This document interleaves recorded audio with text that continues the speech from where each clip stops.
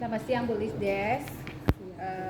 Sesuai dengan rencana kita, hari ini saya akan mengajari Ibu Lisdes mengenai bagaimana pembelajaran berdiferensiasi dan menginterpretasinya dengan kompetensi sosial emosional di dalam kelas. Nah, sebelumnya saya akan memberi materi mengenai pembelajaran berdiferensiasi. Jadi apa sih yang dimaksud dengan pembelajaran diferensiasi itu? Usaha untuk menyesuaikan proses pembelajaran di kelas untuk memenuhi kebutuhan belajar setiap murid dengan pemetaan kesiapan belajar mereka. Nah, apa saja kesiapan belajar mereka? Yang pertama adalah Ibu harus mempersiapkan minat peserta didik. Kalau minat anak-anak ini kan berbeda-beda, Bu. Jadi Ibu harus membuat profil belajar mereka juga seperti apa. Jadi ada 3 yang harus Ibu persiapkan untuk pembelajaran berdiferensiasi. Kenapa kita harus membuat pembelajaran berdiferensiasi? Karena siswa kita ini kan berbeda-beda, ada keunikannya berbeda-beda. Nah, untuk kurikulum Merdeka ini kan kita harus berpihak kepada siswa. Jadi tidak guru sebagai center, tapi siswa sebagai media center kita yang mengutamakan kepentingan siswa. Jadi kita harus membuat persiapan sebelum melakukan pembelajaran di dalam kelas. Nah, kesiapannya yang dilakukan adalah memenuhi minat belajarnya serta profil belajar mereka.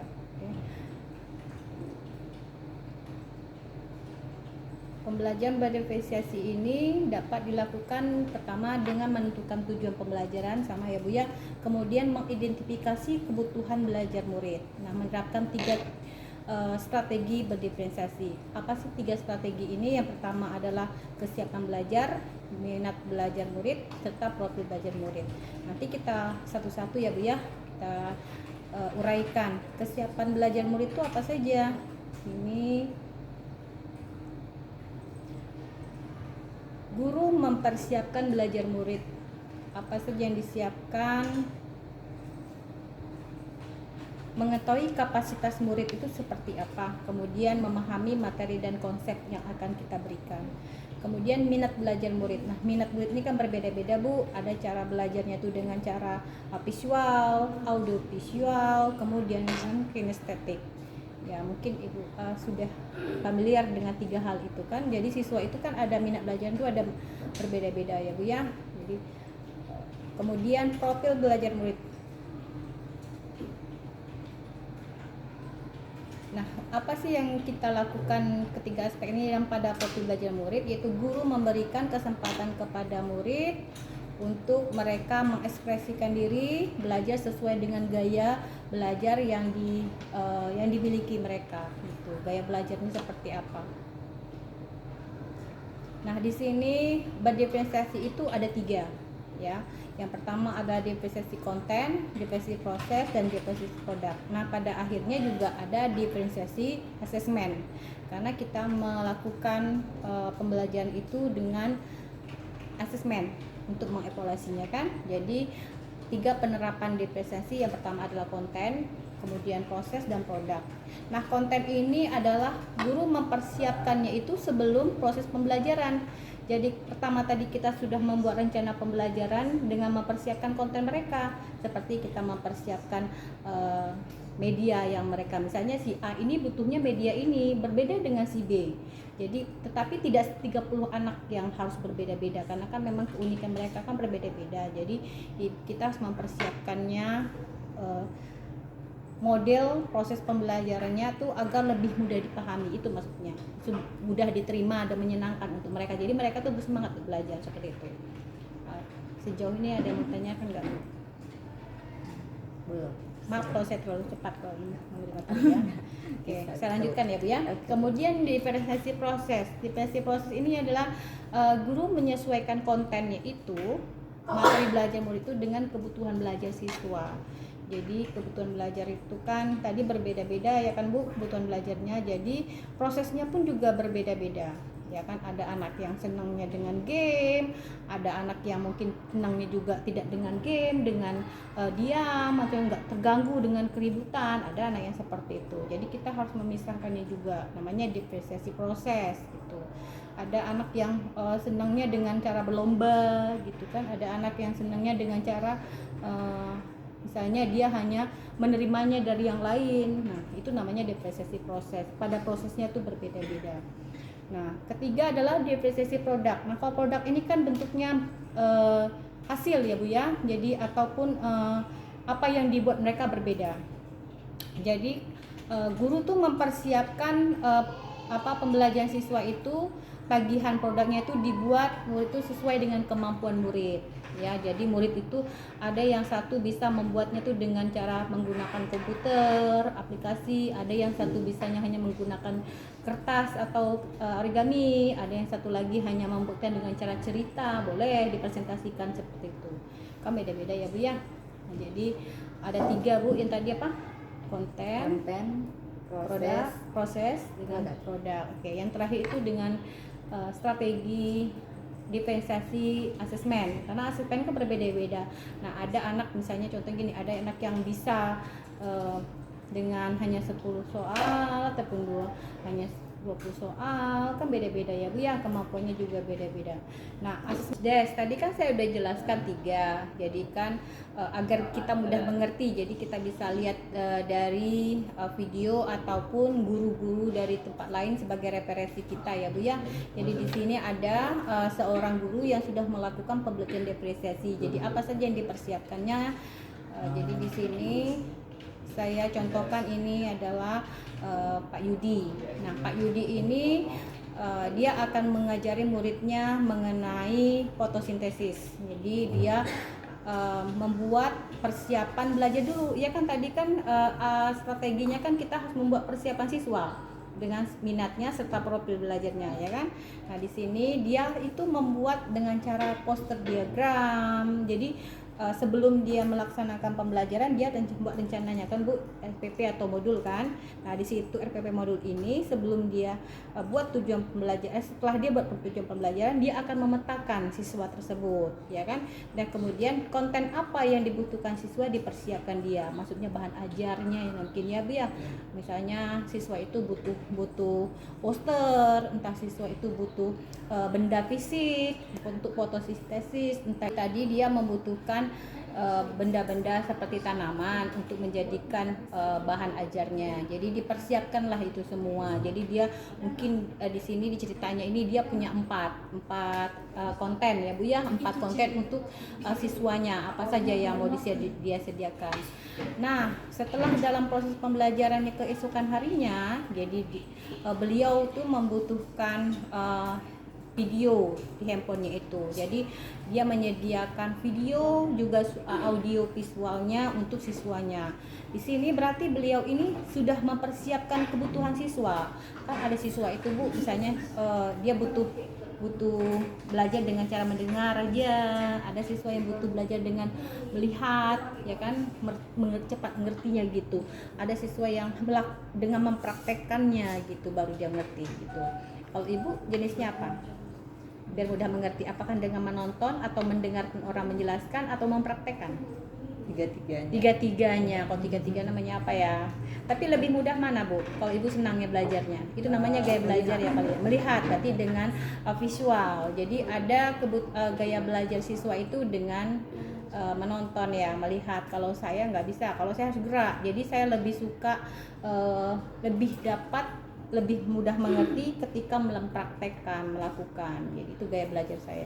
Tapi kalau saya nonton saya cepat bosan. Kalau saya dengar saya cepat ngantuk. Nah, beda orang beda gaya belajar kan Bu. Nah, sama halnya dengan anak-anak kita. Jadi kita itu harus mempersiapkan kebutuhan mereka ini sebelum proses. Jadi itulah namanya berdiferensiasi. Jadi pendekatan kita itu sesuai dengan kebutuhan anak supaya lebih menyenangkan. Itu tujuannya.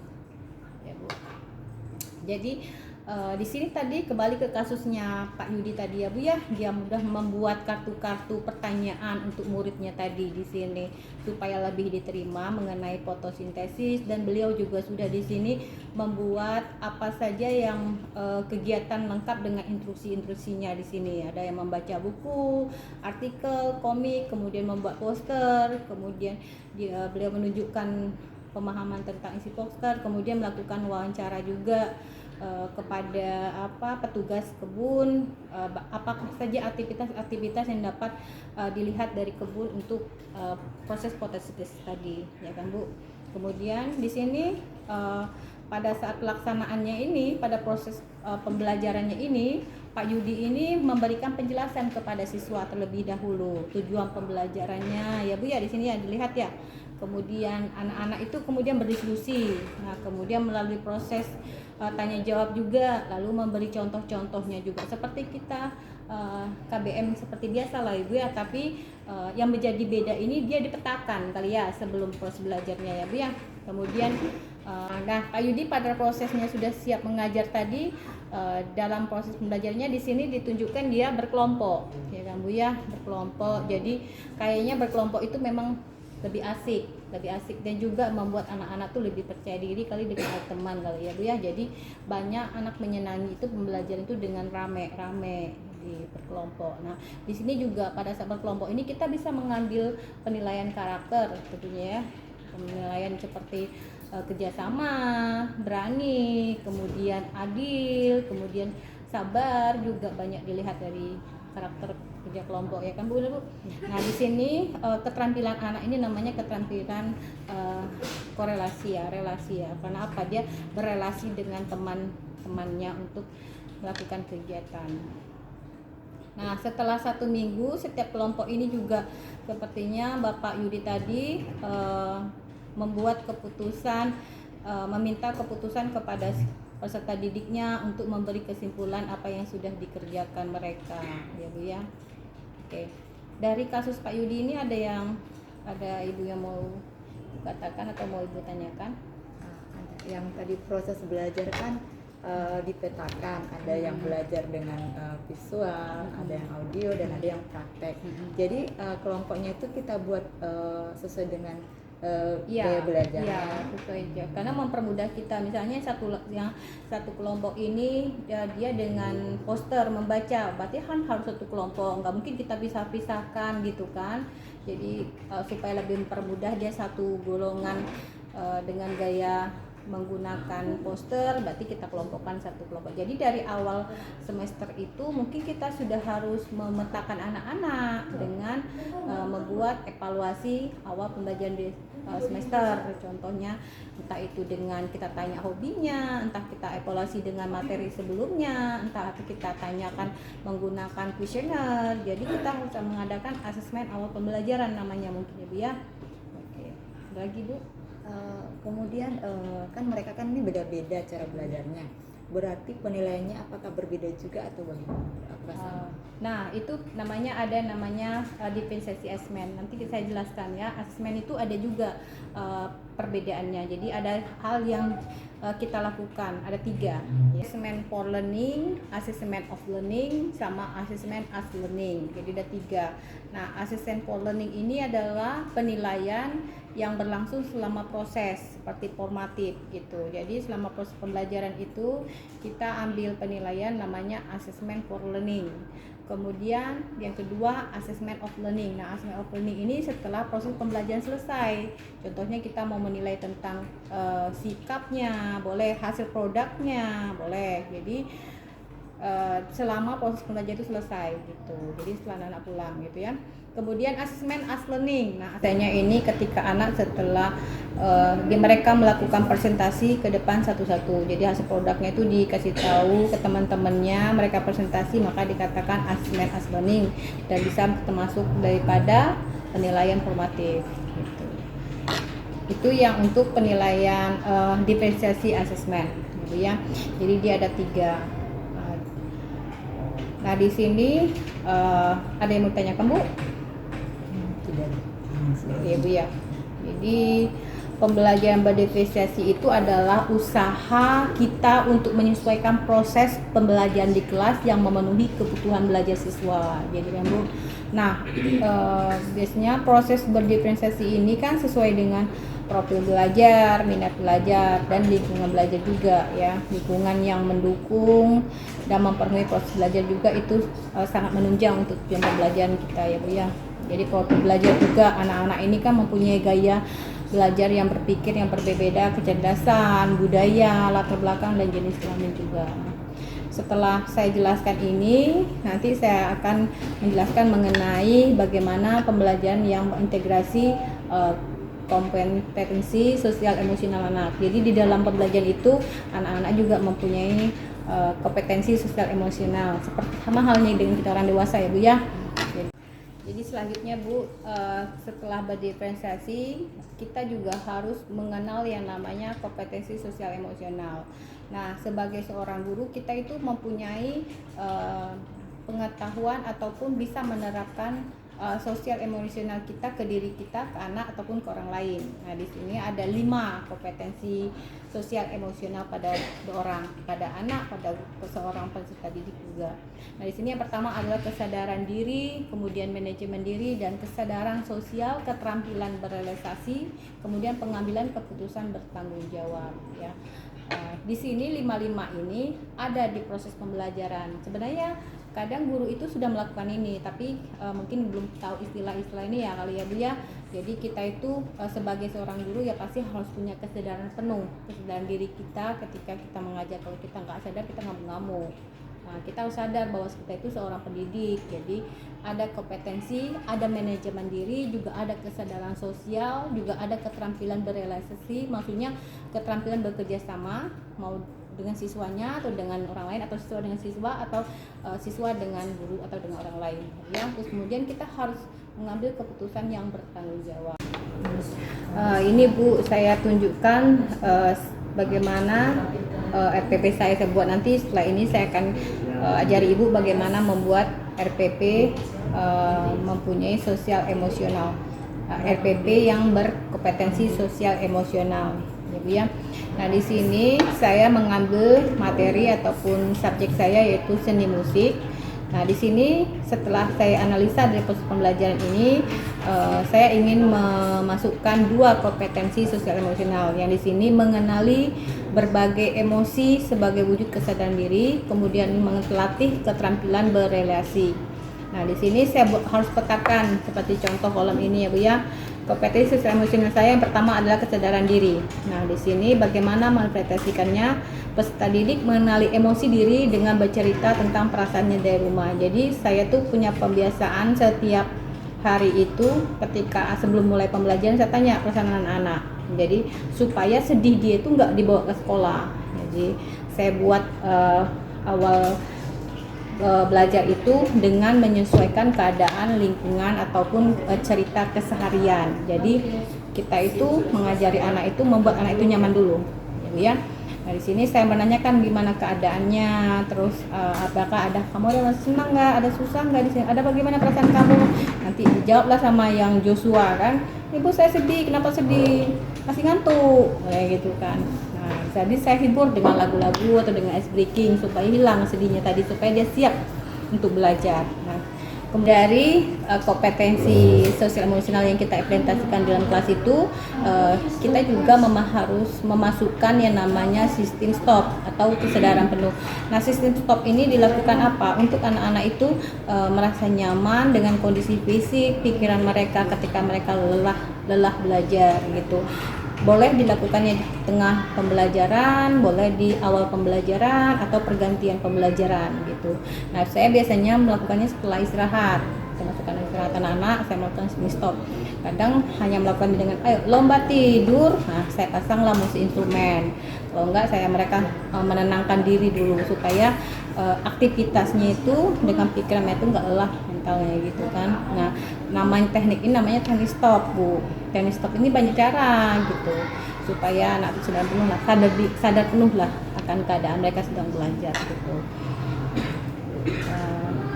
Ini sangat bagus Bu, sudah saya lakukan gitu ke anak-anak. Jadi anak-anak itu merasa rileks sejenak gitu. Banyak hal misalnya seperti mediasi ya kalau agama Buddha ya juga. Tapi kalau mediasi ini kan fungsinya lain. Contohnya keagamaan untuk menenangkan diri ketika ingin melakukan ibadah. Tapi kalau sistem stop ini kan di proses pembelajaran juga mereka itu mempunyai motivasi lagi, rasa rileks gitu untuk belajar lagi gitu. Nah, Saya juga memasukkan yang namanya pada awal pembelajaran pembiasaan kita sama ya Bu ya, berdoa dulu supaya apa, anak itu siap untuk belajar, merasa nyaman gitu. Biasanya kalau hubungan dengan religi ini kan mereka merasa sedikit stres. Kita juga kan kalau udah merasa hubungan dengan religi ini kan ada sedikit nyaman, tenang ya Bu ya. Jadi ini juga bisa dikatakan teknik kesadaran diri. Ya, betul kan Bu? Nah, yang kedua saya memasukkan ini keterampilan berrelaksasi. Relasasi ini biasanya berhubungan dengan orang lain. Jadi peserta didik itu mengolah emosi sosial mereka itu dengan belajar berkelompok. Jadi sebenarnya kita udah lakukan kan keseharian, cuma inilah yang namanya keterampilan berrealisasi. Jadi mereka itu mempunyai emosional ketika berhadapan dengan teman, berkelompok dengan teman. Contohnya emosi dia tidak sabar, mereka bisa mengontrol sabar, ya kan Bu? Jadi menghargai gitu. Jadi mereka lebih menghargai ketika dengan orang lain gitu. Benar kan? Nah, banyak hal-halnya itu. Nah, mereka juga bisa dilakukan dengan cara bernyanyi bersama-sama. Kalau sendiri kan nggak ada ya, tetapi bersama-sama juga. Nah, dipimpin temannya. Nah, teman yang mimpin ini mempunyai profil yang baik, yang bagus gitu. Jadi keterampilan berrealisasi namanya. Ini juga termasuk kompetensi sosial emosional namanya. Nah, di sini proses yang lakukan adalah saya membimbing siswa untuk bernyanyi lagu Garuda Pancasila ataupun lagu-lagu nasional atau lagu daerah sesuai kebutuhan dan pembiasaan kita. Nah, di sini saya memberi penguatan pada mereka bahwasanya bekerja sama, kemudian menanamkan semangat nasionalisme ketika menyanyikan lagu nasional gitu ya Bu ya. Nah, kemudian saya lakukan dengan diskusi. Kemudian saya memilih teman siapa yang mimpin bernyanyi atau siapa yang mimpin berdoa. Kemudian secara bergantian lah setiap kali proses belajar, jangan anak-anak itu aja gitu. Nah, ini contoh modul yang saya buat, Ibu ya.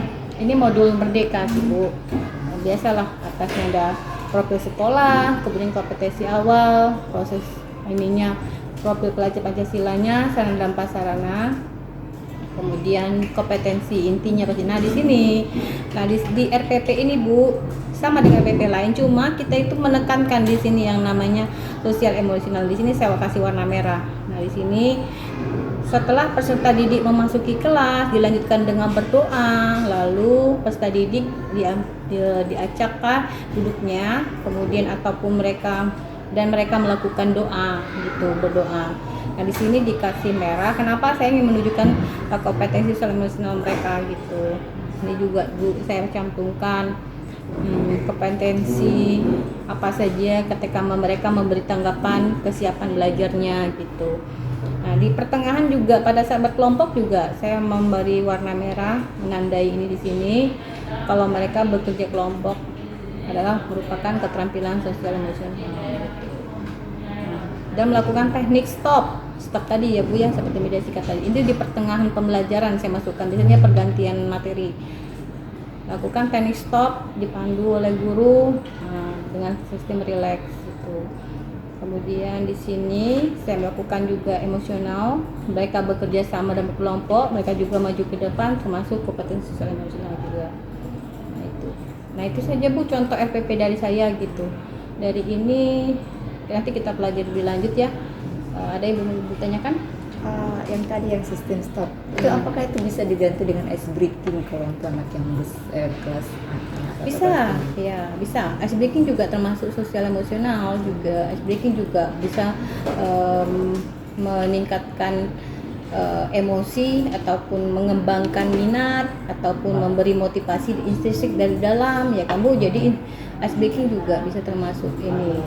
Tapi ice breaking bukan termasuk stop. Selamat pagi Busdes. Selamat pagi Bu. Apa kabarnya? Sehat Bu. Maaf hari ini saya mengganggu waktu mengajar Ibu.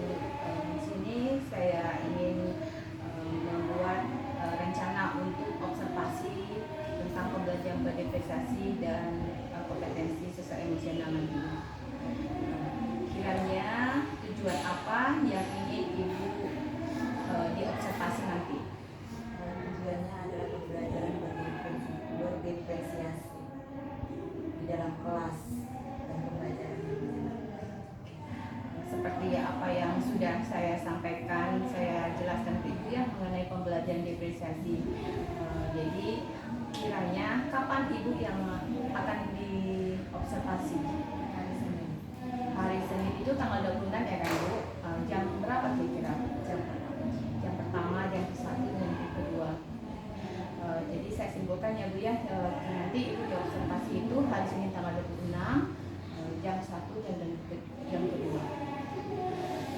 Ada beberapa pertanyaan yang tadi saya tanyakan Bu. Yang pertama, kiranya Bu tujuannya video operasi di dalam kelas apa ya Bu ya? Menerapkan pembelajaran berdiferensiasi dan integrasi kompetensi sosial emosional anak di dalam Itu Bu ya, bagian yang manakah yang spesifik yang ingin diobservasi? bagian pengetahuan dan keterampilan anak. Kompetensi apa yang ingin dicapai di dalam proses observasi nanti? Pembelajaran berdiferensiasi yang menyenangkan bagi anak di dalam kelas. Strategi apa yang akan Ibu gunakan untuk kompetensi tersebut? Strategi konten, proses dan Pembelajaran diferensiasi menggunakan strategi diferensiasi konten, diferensiasi proses, dan diferensiasi produk. Ya. Oke, bagus sekali ya. Kemudian strategi apa lagi Bu yang bisa digunakan untuk mencapai kompetensi tersebut? strategi stop, di mana anak diajarkan untuk melakukan seperti merenungi dengan diri sejenak, tetapi saya akan memberikan suatu pengarahan bagaimana dalam melaksanakan kegiatan dalam proses pembelajaran satu hari yang sudah kami lalui. Bagus sekali ya Bu ya strategi yang ingin dicapai. Nah itu semua dilakukan hanya untuk kepentingan anak ya, supaya pembelajaran itu menyenangkan. Oke. Selanjutnya ada lagi Bu kira-kira yang ingin Ibu lakukan, atau apakah menggunakan cara-cara yang lain lagi? Teknik stop dan juga menggunakan metode-metode yang lain seperti kuis, game, dan juga bernyanyi dan praktek. Bagus sekali ya Bu ya. Nanti banyak hal yang akan digunakan dalam mendukung pembelajaran di dalam kelas, memenuhi kebutuhan anak yang berbeda-beda. Kemudian harapan apa kiranya yang ingin dicapai di dalam observasi ini? Pembelajaran yang menyenangkan bagi anak. Nah, bagus sekali, semoga tujuan dan harapan Ibu bisa dicapai untuk kebutuhan anak ya, bagaimana kita ini memenuhi pembelajaran yang berpihak kepada siswa ya. Nah, ada lagi ya kiranya yang ingin Ibu yang lain, hal yang lain ingin diobservasi? Mungkin dari segi integrasi kompetensi sosial emosional. Itu saja ya Bu ya. Mungkin nanti kita akan melakukan observasi, dan mungkin saya akan juga bisa menerapkan bagaimana Ibu nanti perubahan-perubahan yang akan terjadi ketika Ibu menerapkan metode tersebut ya Bu ya. Ya Ibu terima kasih atas waktunya. Jadi kita bisa lakukan di hari Senin ya Bu, jam belajar pertama dan kedua ya Bu ya. Semoga kita nanti bisa berjalan lancar ya. Terima kasih Bu Isdes. Terima kasih.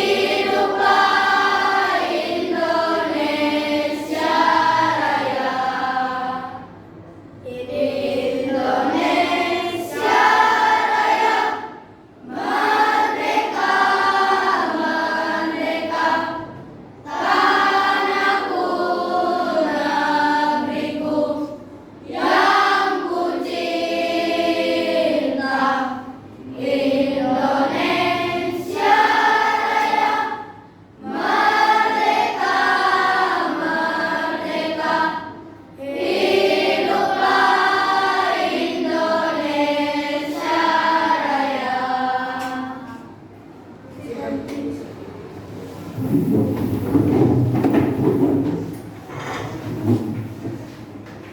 ini kita akan belajar tentang planet pada tata surya. Nah, coba kalian pikirkan ya, bagaimana susunan planet-planet yang ada di tata surya. Nah, untuk mengetahui bagaimana susunan dari planet-planet pada tata surya, kita akan melakukan pembelajaran dalam bentuk prakteknya. Yang pertama kelompok 1 itu tentang praktek menempel gambar. Yang kedua, membuat dari plastik. Yang ketiga itu dengan menggunakan media. Ya, kita akan melakukannya sebentar lagi. Hari ini kita akan belajar tentang planet pada tata surya. Nah, coba kalian pikirkan ya, bagaimana susunan planet-planet yang ada di tata surya. Nah, untuk mengetahui bagaimana susunan dari planet-planet pada tata surya, kita akan melakukan pembelajaran dalam bentuk prakteknya. Yang pertama kelompok 1 itu tentang praktek menempel gambar.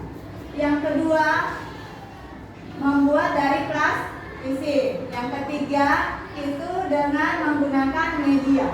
Ya, kita akan melakukannya sebentar lagi. Hari ini kita akan belajar tentang tata surya. Ya.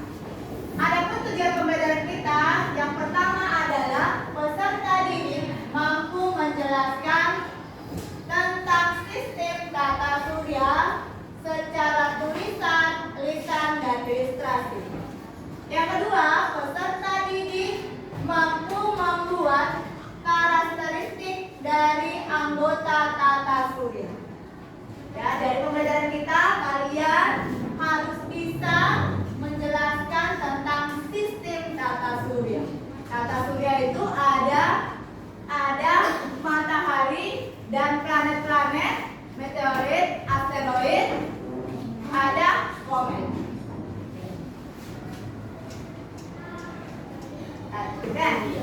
Nah, sekarang kita akan membahas satu persatu daripada planet.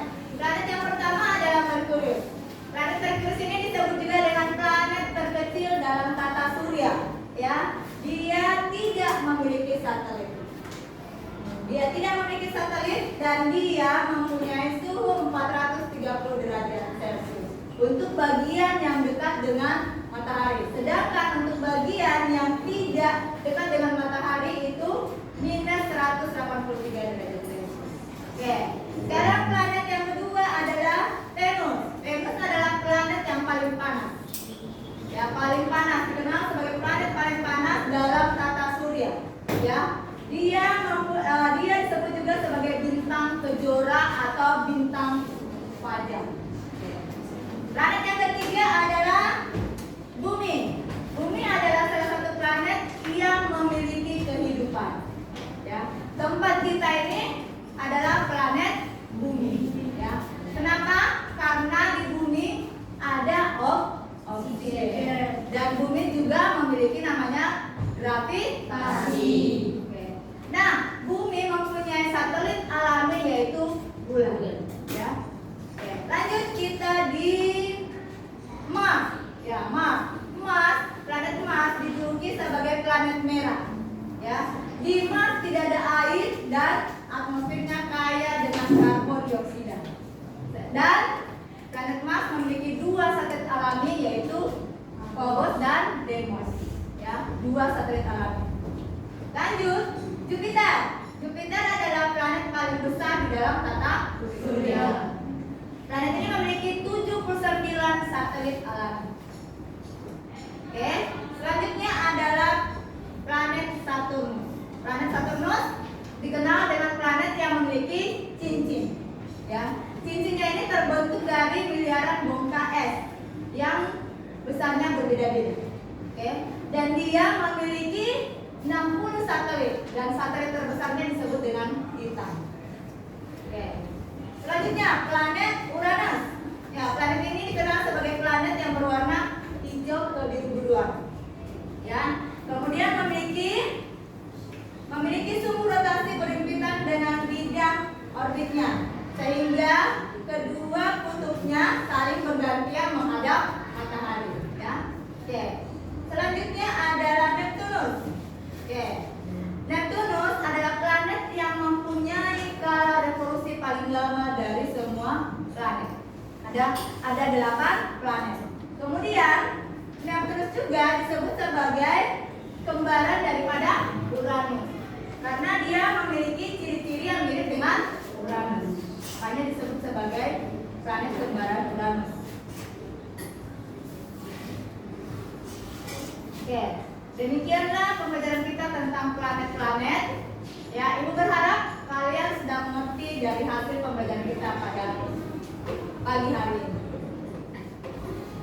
Oke, nah sekarang sudah bentar ya, Bu. Terakhir dari pembelajaran kita, ada yang mau memberikan respon? Ada yang memberikan respon? Oke, silakan Kodi. Berdiri.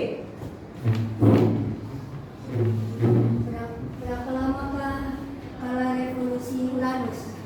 Satu. Respon itu. Nah, dari pembelajaran kita, anak-anak semua, ada yang mau memberikan respon pendapatnya? Ada? Ada?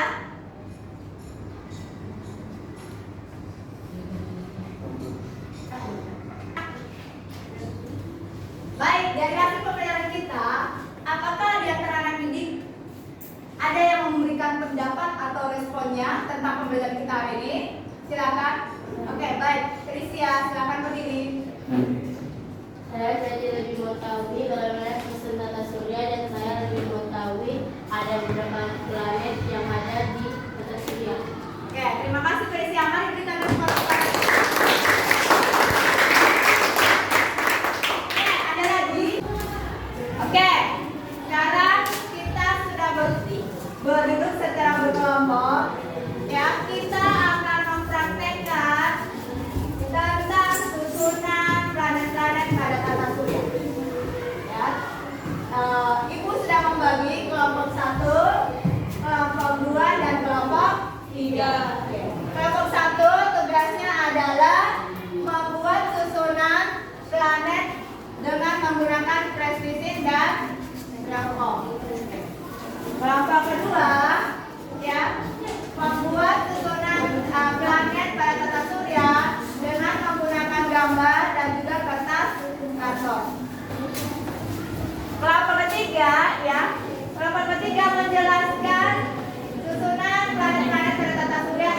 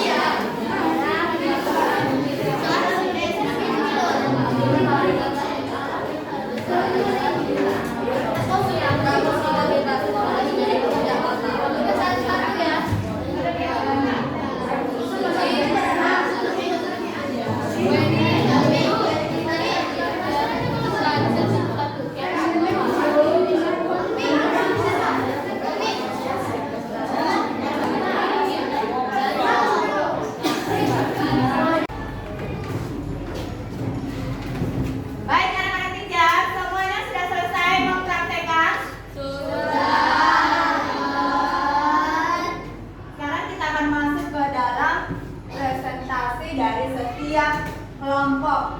Ya. Presentasi yang pertama yaitu kelompok 1, kemudian kelompok 2, dan terakhir kelompok 3. Oke, sekarang Ibu persilakan kelompok 1 maju ke depan untuk mempresentasikan hasil karyanya. Silakan.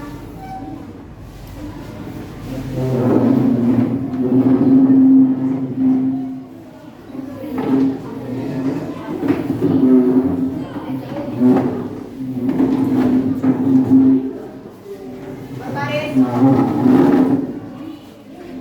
Yang mempresentasikan berada di tengah, di tengah. Gambarnya dua-dua di tengah. Agak maju, agak maju, agak maju. Maju, maju, maju, maju. Maju. Maju. Maju.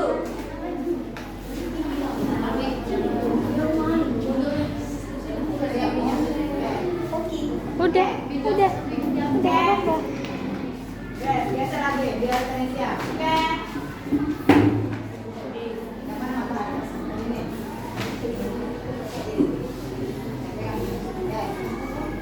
Oke, silakan. Selamat siang teman-teman.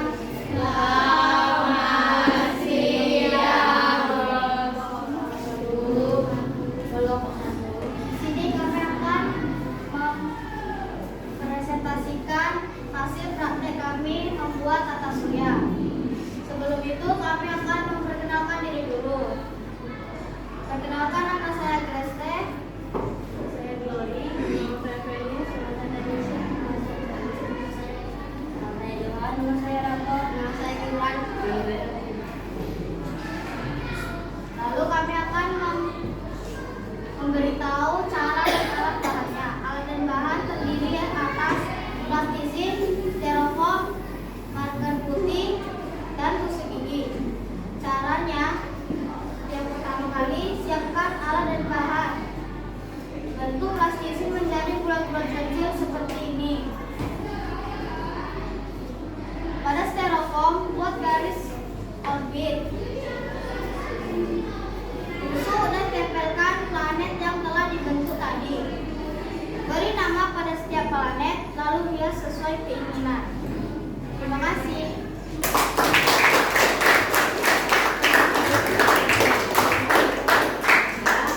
Jelaskan. Ini hasil kami pertama. Siapa? Siapa yang satu orang? Ini hasil dari tujuh. Oke, lanjut. Kami tata surya dengan planet-planet. Yang pertama matahari, kemudian Merkurius, lanjut sampai terakhir. 3. Kami akan menunjukkan bagian-bagian dari tata surya. Yang pertama ada matahari, yang kedua ada Merkurius, yang ketiga ada Venus, yang keempat ada bumi, yang kelima ada Mars, yang keenam ada Jupiter, yang ketujuh ada Saturnus, yang kedelapan ada Uranus, dan yang kesembilan ada Neptunus.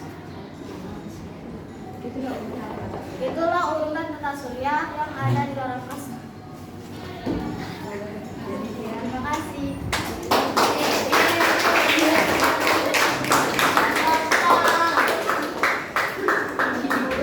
Presentasikan hasil karya mereka. Sekarang kita akan melihat hasil karya dari kelompok 2. Untuk kelompok 2 silakan.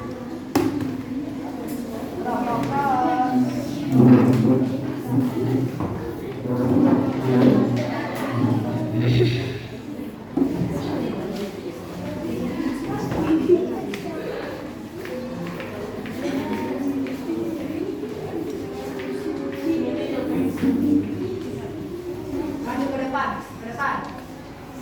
Ke depan lagi. Oke. Sejajar biar nampak wajahnya semua. Oke. Siapa yang menjelaskan? Harusnya menjelaskan, nggak usah bawa buku. Biar apa? Oke. Silakan dimulai. Selamat pagi teman-teman.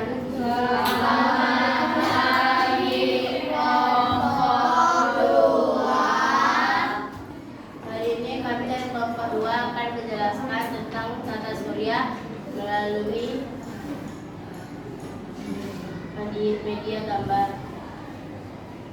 Pertama-tama kami akan memperkenalkan diri kami terlebih dahulu.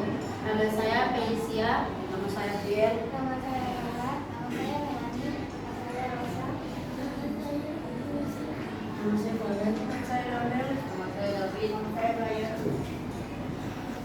Di sini kami akan menjelaskan bagaimana cara pembuatannya. Di sini pertama-tama kami menyiapkan bahan-bahannya, yaitu kertas karton dan kertas HPS dengan crayon ataupun pensil warna. Di sini kami membuat sketsa gambar terlebih dahulu. Setelah itu kami menebalkannya menggunakan spidol, lalu kami beri warna. Setelah itu kami gunting-gunting dan kami tempel sesuai urutan kertas suryanya. Saya akan menjelaskan pengertian dari semua planet ini. Pertama, ada matahari. Matahari adalah salah satu bintang tata surya, bintang pusat tata surya. Merkurius adalah planet paling dekat dengan matahari, dan Merkurius menjadi planet terkecil. Venus adalah disebut planet terpanas karena mendekati matahari. Bumi adalah salah satu planet di tata surya yang bisa ditinggali. Mars adalah planet disebut planet merah. Jupiter adalah disebut planet gas karena tidak ada salah satu yang padat di bagian sananya. Saturnus adalah salah satu planet yang memiliki cincin karena disebabkan oleh CS yang pecah dan menjadi miliaran. Uranus adalah planet biru hijau kebiruan. Neptunus adalah planet terluar. Dan sekian dari penjelasan kelompok saya. Terima kasih.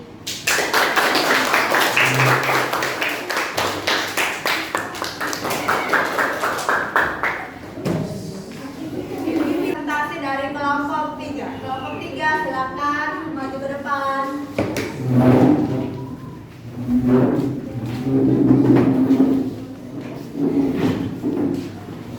Tiga. Selamat pagi teman-teman.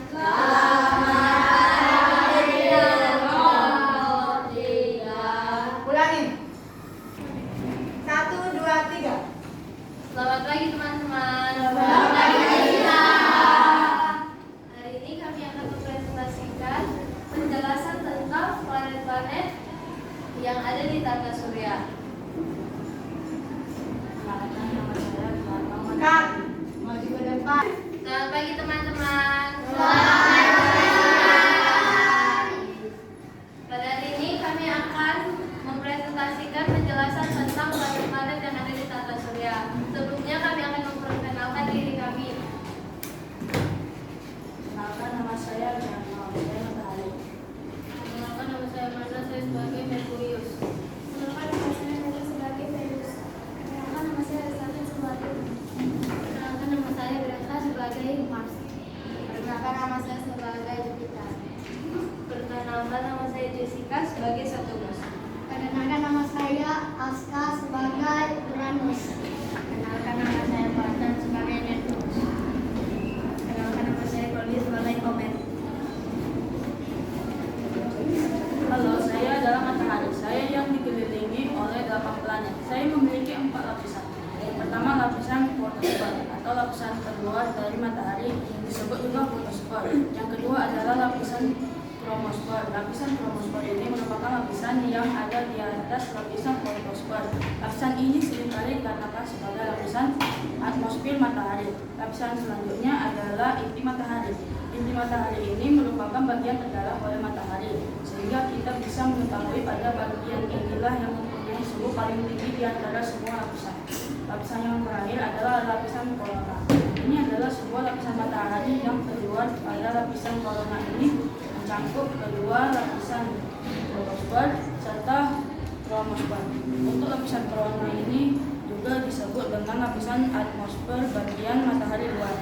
Itu adalah lapisan-lapisan yang ada di tubuh saya. Lapisan itu bisa disingkat dengan infokrona. Halo, saya Merkurius. Merkurius adalah planet paling kecil di tata surya yang lintasannya paling dekat dengan matahari. Merkurius tidak memiliki satelit dan atmosfer. Keadaan suhu Merkurius juga sangat ekstrim. Suhu pada siang hari dapat mencapai 430 derajat Celcius, sedangkan suhu malam hari dapat mencapai 138 Celcius. Kalau saya Venus, planet paling panas dalam tata surya. Suhu permukaan mencapai 470 derajat Celcius. Diameternya 12.100 km, hampir sama dengan Bumi. Biasanya disebut sebagai bintang fajar atau bintang kedua. Kalau saya adalah satu-satunya planet di tata surya yang dihuni oleh makhluk hidup. Bumi diselimuti oleh atmosfer yang melindungi bumi dari radiasi sinar matahari dan benturan meteor. 2/3 bumi ditutupi oleh air. Gas-gas pengisian bumi terdiri dari 78% gas hidrogen, 21% gas oksigen, 1% gas alam, dan bumi memiliki satelit alami yaitu bulan. Kalau saya adalah Mars. Mars dijuluki sebagai planet merah. Di Mars tidak ada air dan atmosfer seperti karbon dioksida, sehingga saya tidak dapat dihuni oleh makhluk hidup. Di Mars memiliki 2 satelit, yaitu Phobos dan Deimos. Terima kasih. Halo, saya Jupiter, planet yang ada di tata surya dan juga disebut planet gas karena tidak memiliki permukaan yang padat, dan Jupiter memiliki satelit alami terbanyak 79 satelit. Saya adalah Saturnus. Saturnus adalah planet urutan ke-6 dari matahari dan planet terbesar kedua di tata surya setelah Jupiter. Saturnus memiliki cincin yang melingkarinya. Cincin tersebut terbuat dari es yang ukuran dan bentuknya tidak beraturan.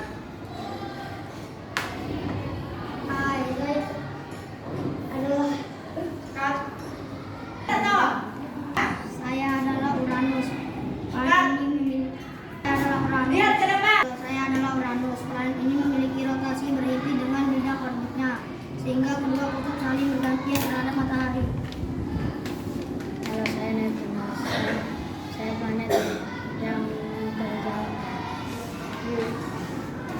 Saya Neptunus. Saya planet urutan yang ke-8 jika ditinjau oleh matahari. Saya planet yang tidak memiliki satelit. Planet saya terbesar ketiga di tata surya. Halo, saya adalah komet. Komet adalah bintang berikon yang mengelilingi matahari dan menjauhi matahari. Komet memiliki 3 bagian, yaitu inti komet, koma, dan ekor komet. Sekian hasil presentasi kami. Terima kasih.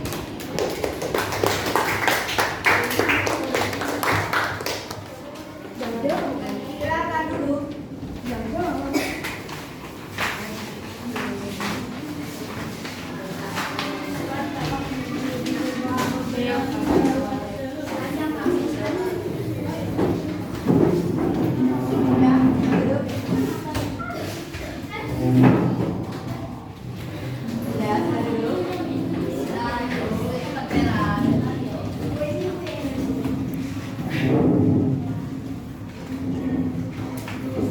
Baik anak-anak ibu, tadi semuanya sudah mempraktekkan dan memberikan presentasi dari setiap pekerjaan tentang tata surya.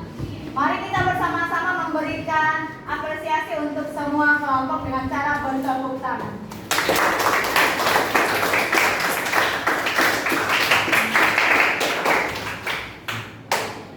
Anak, hari ini pekerjaan kita sangat baik sekali. Sebelum kita melanjutkan pembelajaran berikutnya, mari bersama-sama merenungkan apa yang telah kalian buat tadi. Dengan cara sikapnya, tutup matanya.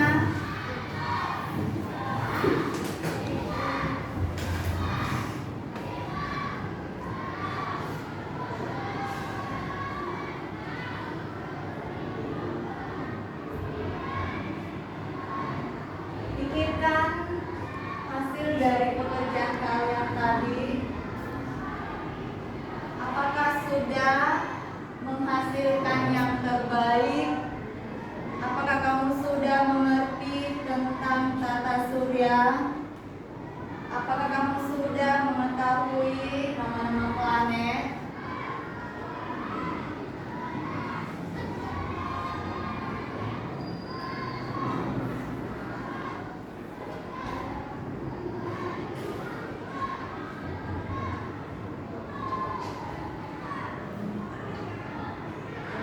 Rilekskan pikirannya untuk melanjutkan ke pembelajaran berikutnya.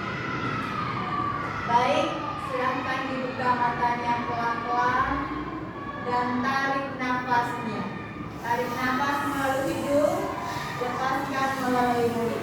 Sekali lagi, tarik nafasnya melalui hidung, hembuskan melalui mulut. Sekali lagi, tarik, lepaskan. Selamat pagi Bu Lisdes. Selamat pagi Bu Lydia. Jadi setelah observasi saya bersama Bu Lisdes berdiskusi mengenai pasca observasi yang sudah dilaksanakan minggu kemarin. Baik, jadi ada beberapa pertanyaan yang ingin saya sampaikan, saya ingin saya tanyakan terkait observasi kemarin. Apakah Bu Lisdes itu merasa perlu diperbaiki, ada yang perlu diperbaiki atau ada yang perlu dikembangkan lagi, oke? Jadi boleh saya mulai, Bu Lisdes? Boleh. Yang pertama yang saya tanyakan, bagaimana perasaan Bu Lisdes setelah observasi? Saya merasa sangat senang karena dapat mengetahui pembelajaran diferensiasi terintegrasi dengan kompetensi emosional anak. Ya, jadi saya juga merasa senang ternyata apa yang saya sampaikan itu ternyata bisa diterapkan di kelasnya Bu Lisdes. Lalu yang selanjutnya, apakah sudah sesuai dengan rencana yang dibuat kemarin? Saya masih merasa harus ada yang diperbaiki lagi. Merasa masih ada yang perlu ditingkatkan lagi ya Bu Lisdes. Kiranya apakah Ibu sudah merasa menggunakan berbagai metode pembelajaran? Saya akan berbagi kepada teman sejawat yang lainnya sehingga pembelajaran diferensiasi ini boleh diterapkan di dalam kelas rekan-rekan sejawat yang ada di tempat kerja saya. Jadi kalau sudah berbagi tandanya itu adalah paket baik ya Bu ya untuk kita sebagai guru. Terima kasih Bu Lisdes sudah bisa menerapkan pembelajaran diferensiasi. Saya harap ke depannya apalagi kita ini mau menggunakan kurikulum merdeka ya, jadi kita bisa melakukan pembelajaran berpihak kepada murid. Jadinya apa yang menjadi tujuan pembelajaran kita sebagai pemimpin pelajaran tercapai. Terima kasih Bu Lisdes sudah hadir hari ini. Terima kasih juga sudah mengembangkan pembelajaran diferensiasi di kelas Bu Lisdes. Terima kasih ya, selamat pagi Bu Lisdes. Terima kasih.